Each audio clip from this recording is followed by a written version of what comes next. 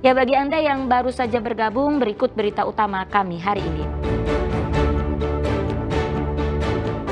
Truk menabrak 9 kendaraan di Pasuruan, 2 orang meninggal.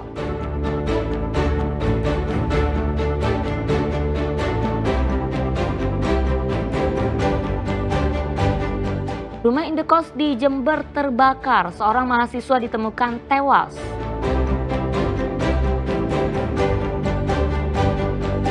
Dua ular sanca sepanjang 3 meter yang menyeberang Jalan Raya Ahmad Yani Surabaya ditangkap petugas Dishub dan Satpam Bank.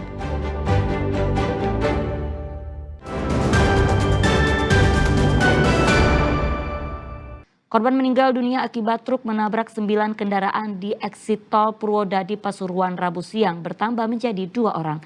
Sementara itu 6 korban luka berat masih menjalani perawatan di rumah sakit. Seorang lagi korban kecelakaan maut di Pasuruan dinyatakan meninggal dunia di Rumah Sakit Media Lawak Malang pada Selasa malam, yakni pengendara motor bernama Timbul Pristiwantoro, 45 tahun, warga desa Pucang Sari, Kecamatan Purwosari, Kabupaten Pasuruan. Sebelumnya, korban pertama meninggal dunia di lokasi kejadian yakni Main, 43 tahun, warga desa Parerejo, Kecamatan Purwodadi, Pasuruan. Dengan demikian, total jumlah korban meninggal dunia menjadi 2 orang. Sedangkan korban luka dan masih menjalani rawat inap sampai Rabu siang berjumlah 6 orang. Hingga Rabu siang, 6 korban luka berat akibat kecelakaan maut di persimpangan eksit tol Purwodadi masih menjalani rawat inap di 2 rumah sakit berbeda. Kebanyakan korban mengalami luka di kepala, punggung, kaki, dan tangan. Akibat kejadian, 2 korban meninggal dan 6 mengalami luka berat. Kemudian untuk material, 6 kendaraan sepeda motor dalam keadaan rusak berat dan 4 kendaraan R4 dalam keadaan luka berat. Saat ini untuk laka lantas ditangani oleh Satlantas Polres Pasuruan.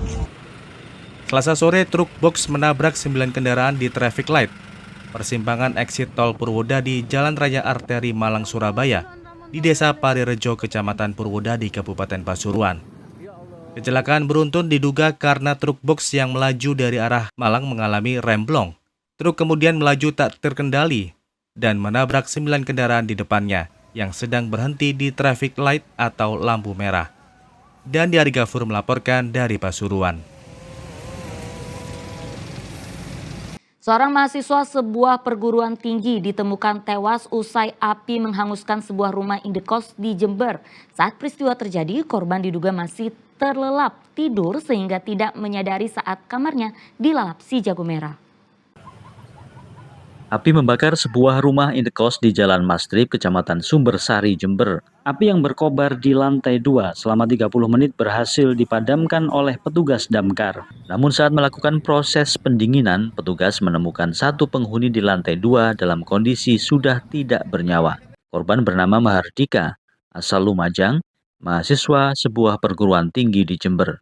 Korban kemudian dievakuasi ke kamar jenazah Rumah Sakit Dr. Subandi Jember guna kepentingan visum. Selain Mahardika, satu penghuni kos lainnya juga mengalami luka-luka karena nekat melompat dari lantai 2 rumah indekos. Saat peristiwa terjadi, korban diduga masih terlelap tidur sehingga tidak menyadari saat kamarnya dilalap si jago merah. Dan kebakaran rumah kos yang ada di Jalan Mastrip yang mengakibatkan jatuhnya korban, yaitu satu orang korban meninggal dunia atas nama Mahardika, mahasiswa salah satu perguruan tinggi di Jember yang asalnya dari Lumajang, termasuk ada Ainurofik juga yang menjadi korban, namun hanya luka-luka ringan.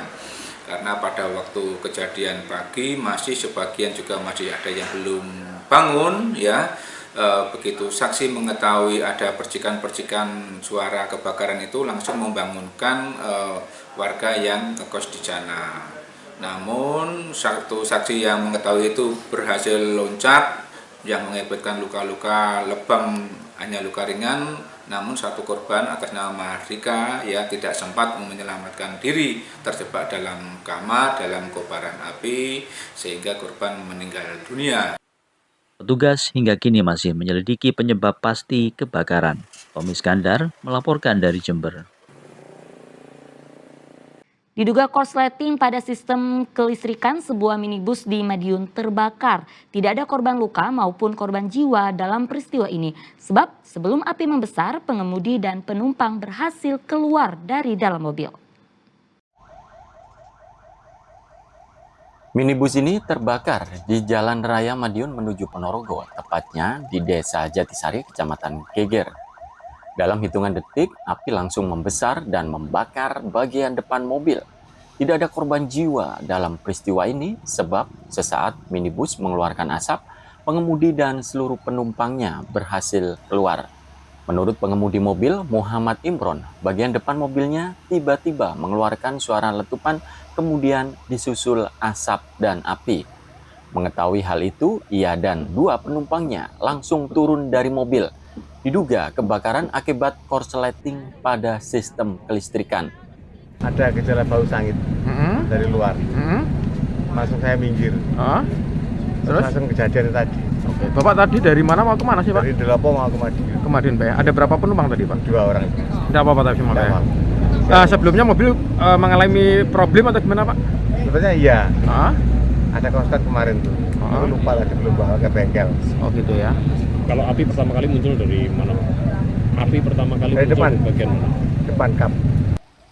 Api baru bisa padam setelah pemadam kebakaran Kabupaten Madiun tiba di lokasi dan langsung menyemprotkan air ke sumber api. Dirgo Suyono melaporkan dari Madiun.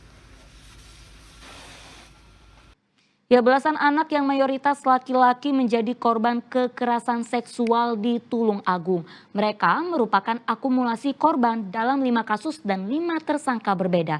Rata-rata korban dan tersangka orang dekat, mulai dari keluarga hingga pengajar di lembaga pendidikan.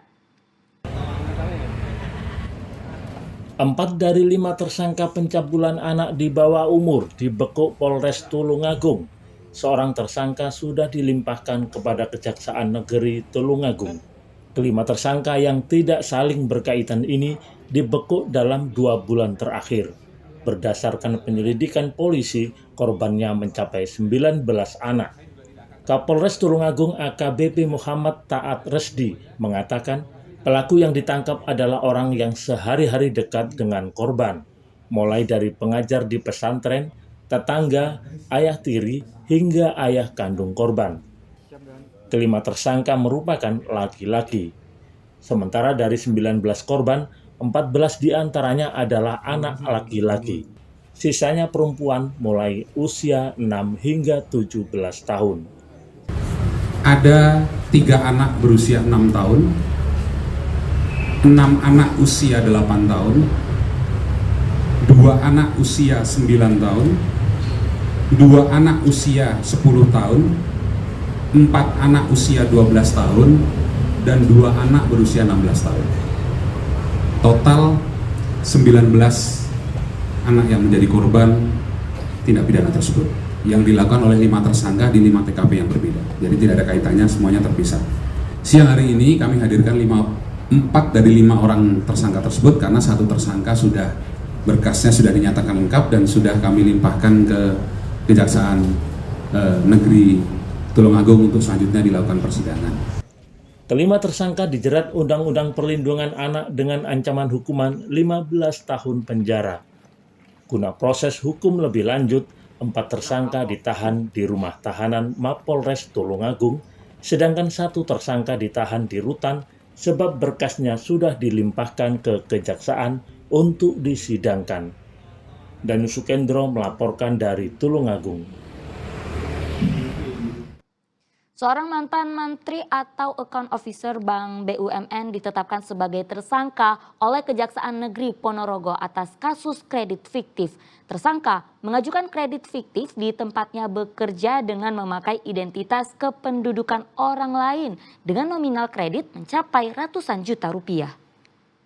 Mas. Saka Pradana Putra, 32 tahun, warga Kelurahan Tonatan, Kecamatan Ponorogo, ditetapkan sebagai tersangka penggandaan kartu tanda penduduk nasabah untuk pengajuan kredit fiktif. Mantan Mantri atau Account Officer Bank BRI unit Pasar Pon ini pun langsung digelandang ke rumah tahanan kelas 2B Ponorogo.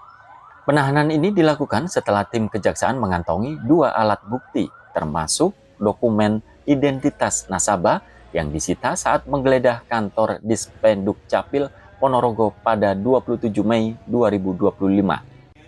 Kasus kredit fiktif ini diduga melibatkan puluhan korban hingga mengakibatkan kerugian negara mencapai ratusan juta rupiah. Ini tadi telah dilakukan pemeriksaan sebagai saksi sebelumnya sejak jam 10 tadi, kemudian setelah dilakukan pemeriksaan dilakukan ekspos perkara dan tim sepakat bahwa SPP ini bisa dinaikkan status sebagai tersangka setelah mengantongi 2 alat bukti. Pimpinan cabang BRI Ponorogo mengatakan temuan pengajuan kredit fiktif oleh salah satu karyawannya ini terdeteksi melalui audit internal. Pihaknya telah mengambil langkah tegas dengan memecat karyawan yang bersangkutan. Prosedur sudah dilakukan dan sudah ada pemeriksaan internal. Itu ya Pak ya. Jadi kalau oknum yang bersalah atau ada prosedur ini ya sudah kami lakukan tindakan. Resign atau dikeluarkan Pak?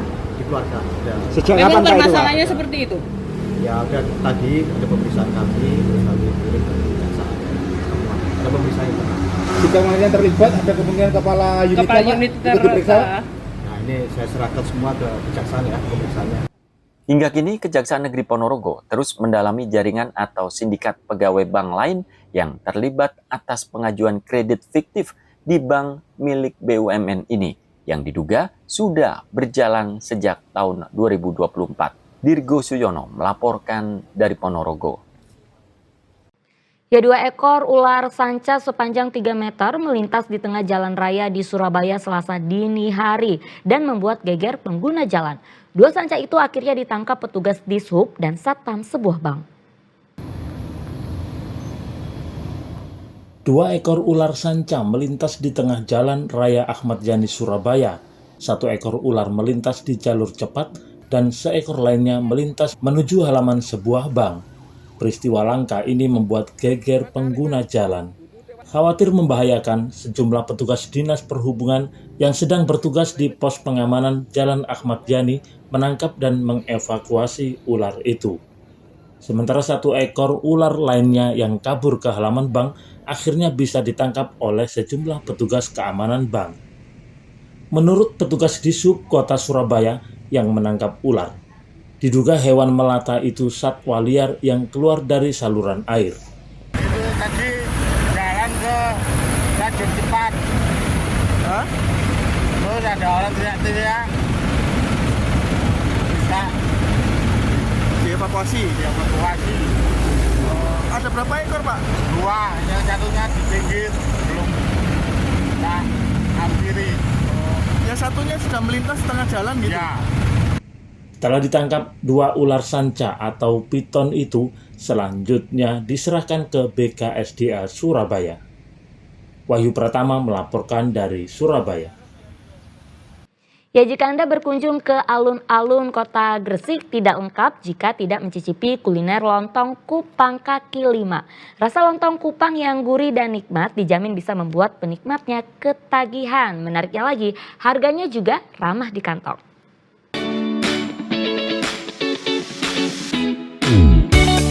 Salah satu penjual lontong kupang di alun-alun Kota Gresik adalah Eko Purwanto, 42 tahun, warga Nganjuk, Jawa Timur.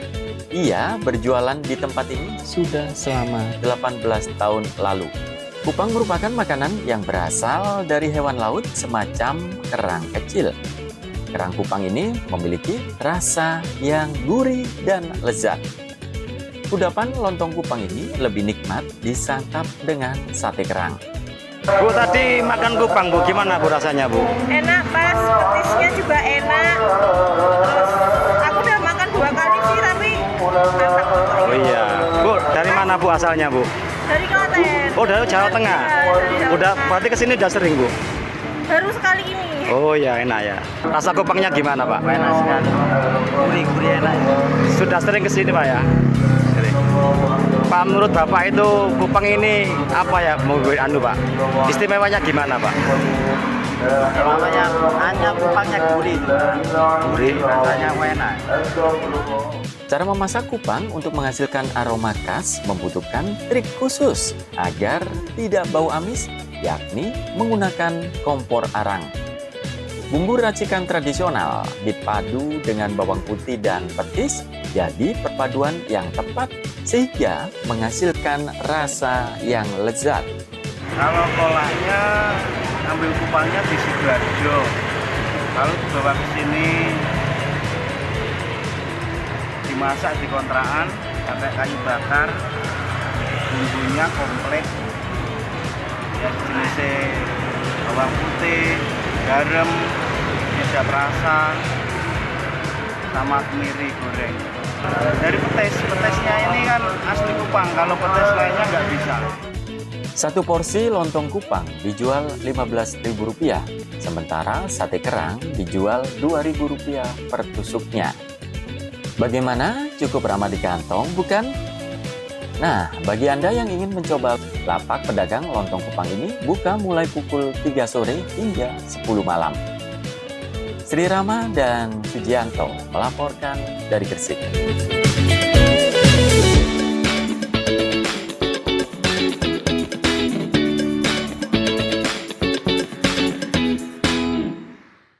Informasi tadi mengakhiri jumpa kita di Berita Jawa Timur. Jangan lupa pastikan Anda subscribe channel YouTube Liputan 6 SCTV Daerah. Atas nama rekan yang bertugas, saya Auriga Agustina. Terima kasih atas perhatian Anda. Selamat beraktivitas dan sampai jumpa.